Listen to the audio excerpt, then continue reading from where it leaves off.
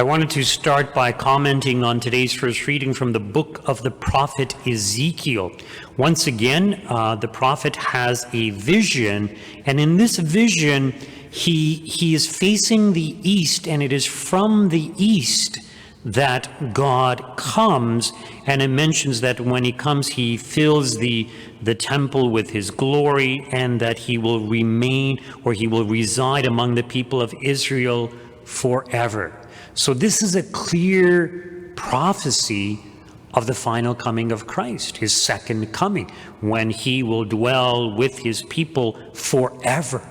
So not just his incarnation when he was here for a while, but this is a reference to the second coming of Christ.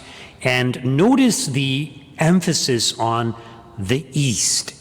So the temple, the gate facing east, and God comes from the east and fills it with his glory.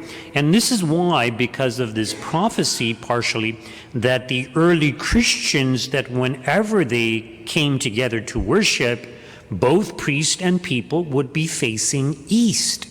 And traditionally, the masses were celebrated early in the morning, partially because people had to fast before communion, and traditionally it was a long fast. As some of you may remember that, you had to fast from 12 midnight, then it was changed to 3 hours, and now it's only 1 hour before communion that we are required to fast. But celebrating Mass early in the morning, it's also the direction, facing east, it's also direction in which the sun rises. And there's many passages where it talks about how there will be no sun, but rather the glory of God, the light of God, will take the place of the sun. So in the same way the sun rises in the east, so Christ in his second coming will come from the east, and there will be no more need for sunlight, because we will receive light from Christ himself.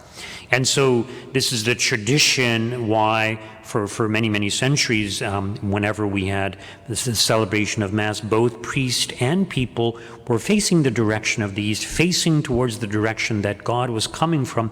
Kind of a reminder that we need to prepare ourselves for his coming, and kind of a reminder that in the same way that he comes in this prophecy, he comes on our altars. And interestingly enough, when the priest lifts the host, if he's facing away from the people, he's facing the same direction as the people, the host rising above his head, it's almost like the sun rising in the morning, in the early morning, and shining his glory upon all the people. So the blessings that come to us from the Eucharist. And it was pointed out to me that sometimes people, during the consecrations or even during the benediction, they put their heads down. And it's an act of humility, which is good, but the reality is we are to look at our Lord. And in fact, the bells are rung at that time to remind people, if you've been not paying attention, if you've been dozing off or daydreaming, pay attention, look at our Lord, because he is truly present now on our altars, right? So the ideal is that we look up and we adore our Lord.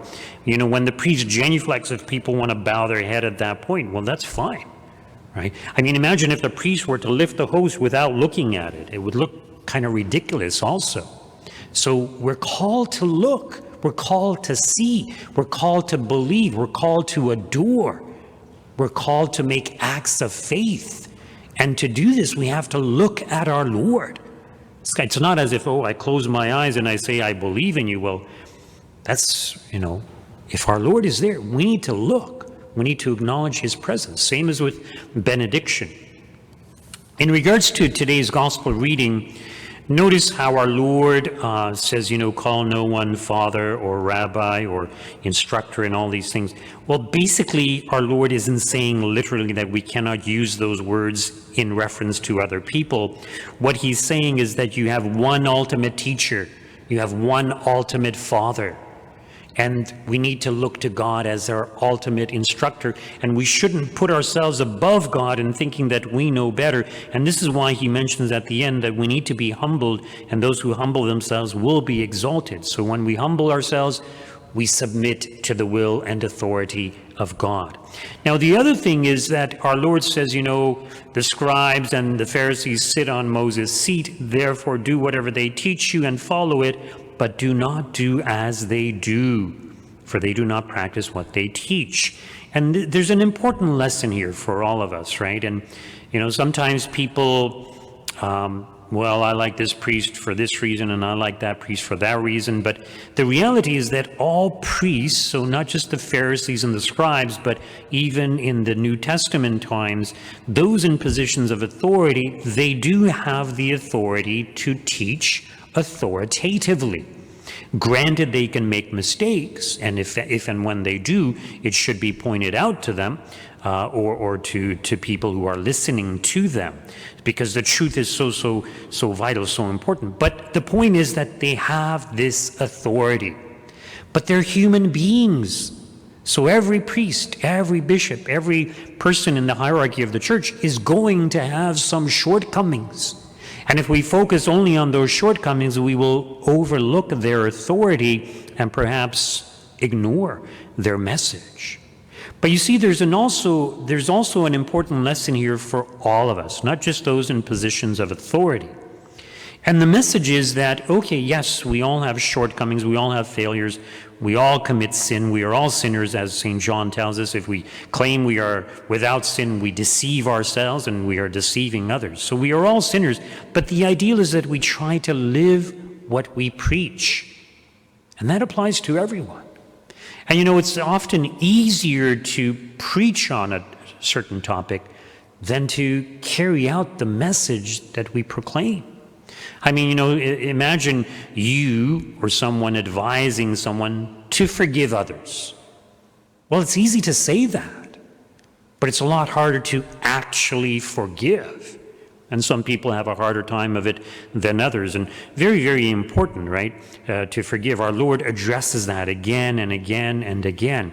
But yet, some people just find it very hard to forgive. They hold on to grudge. And not just forgiveness, but being charitable, being kind. We all fall short, but the ideal is that we try to improve. And spiritual authors, what they recommend is, okay, pick your dominant fault, fight against it, and try to practice the opposite virtue. So, for example, if it's anger or resentment, well, try to practice forgiveness, try to practice generosity, giving of yourself, right? So something for us to consider. And, sometimes they recommend, for every month, pick a different virtue to focus on. And this can help us to grow. So one month it might be working on patience. Another month it might be on being more generous or less lazy, for example, being more diligent. So try to do something for your own spiritual life so as to improve, because we preach not just by the words that we say, but we also preach by how we live our lives. And the example that we give to others, especially those closest to us, is going to have a great impact on them, far greater than we might realize. So it's important that we strive to do this.